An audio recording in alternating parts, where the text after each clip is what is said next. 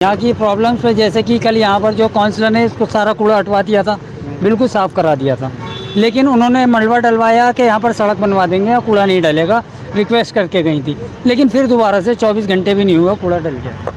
देखिए जी, सिर्फ रिक्वेस्ट से काम नहीं होगा बेटा, थोड़ी सख्ती ज़रूरी है कौम के लिए भी, और यहाँ पे जो लोग होटल चला रहे हैं या जो भी चीज़ है उनके लिए भी सख्ती ज़रूरी है।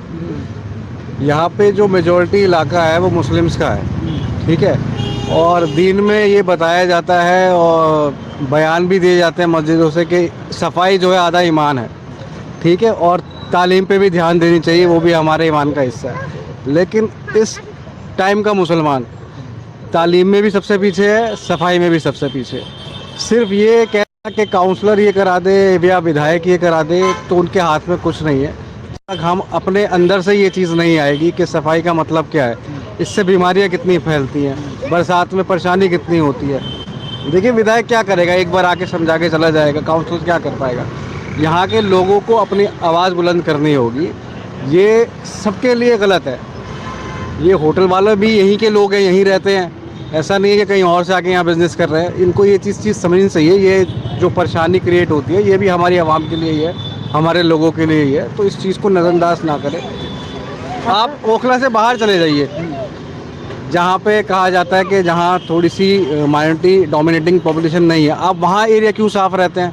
वहाँ भी वही इंसान रहने वाले, वहीं भी उसी तरह के काउंसलर हैं, उसी तरह के सब चीज़ें हैं, लेकिन वहाँ क्यों है? वहाँ की तो पब्लिक के अंदर जागरूकता है कि ये गलत काम है, इससे हम अब देखिए यहाँ पे रोड पे कूड़ा फैला हुआ है, छोटे छोटे बच्चे यहाँ से निकल नहीं सकते हैं, जा नहीं सकते हैं, गाड़ियाँ ऑलरेडी यहाँ पे इतनी पार्किंग की भी समस्या है। तो ये किसको नुकसान हो रहा है? अपने यहाँ के जो लोकल बच्चे हैं, जो महिलाएं हैं आ रही है जा रही है, उनको ही परेशानी हो रही है। तो ये देखिए, सब लोगों को मिलकर काम करने की ज़रूरत है। इसके लिए सिर्फ प्रशासन इस चीज़ को सही कर दे ऐसा नहीं हो सकता, यहाँ के आवाम को भी मिलकर इसके साथ काम करने की ज़रूरत है। जब यहाँ पर अपने होटलों का नाम ले ही दिया है तो सर, यहाँ पर जिस तरीके से कूड़ा पड़ा हुआ है, बारिश होगी या जो भी कुछ होगा, इस पे मच्छर मक्खी कीटाणु बैठेंगे और वही उड़कर होटलों पर जाकर बैठेंगे, तो कितनी बड़ी बीमारी की जड़ मारते हैं। क्या लोगों को इन होटलों का खाना खाना चाहिए जो यहाँ पर कूड़ा डाल रहे हैं? सर देखिए, आज की सबसे बड़ी समस्या मोटापा, और जाकिर नगर ओखला की जनता को उससे कोई मतलब नहीं है,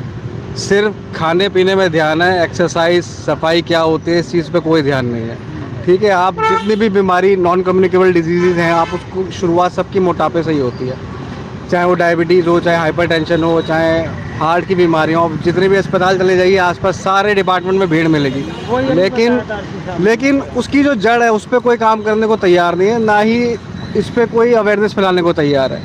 देखिए, होटल वाले तो काम कर ही रहे हैं, गलत जो कर रहे हैं। एमसीडी को चाहिए कि इनका आगे चालान करें, थोड़ी सख्ती बरतें, और एक दिन के लिए ये रिपीटेडली होना चाहिए।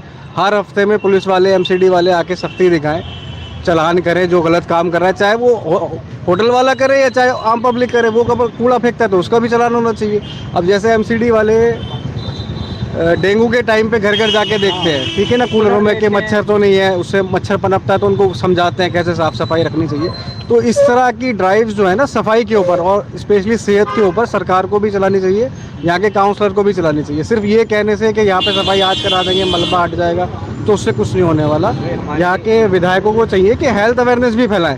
एक संडे के दिन कैंप ये करें जिसमें आप यही चीज़ समझाएं कि भाई सफाई कितनी ज़रूरी है। इससे आपकी जनरेशन जो है, तो पॉल्यूशन है, उसके अलावा इतनी सारी चीज़ें अगर ऐसे बढ़ती रहेंगी तो बीमारी ही रहेगी। ये आप सर कुछ कहना चाह रहे हैं? आप जिस तरीके 2 मिनट में बता दें क्या करना चाहिए अब यहाँ के लिए। देखिए, मेरा कहने का मकसद तो यही है कि कोई भी कार्य आवाम को छोड़ के और नेताओं को छोड़ के नहीं हो सकता।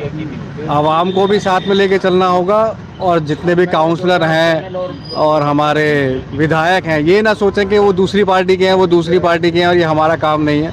एक दूसरे पे टाले ना, जो पॉलिटिकल गेम होती है उसमें नुकसान आपके लोगों का ही है।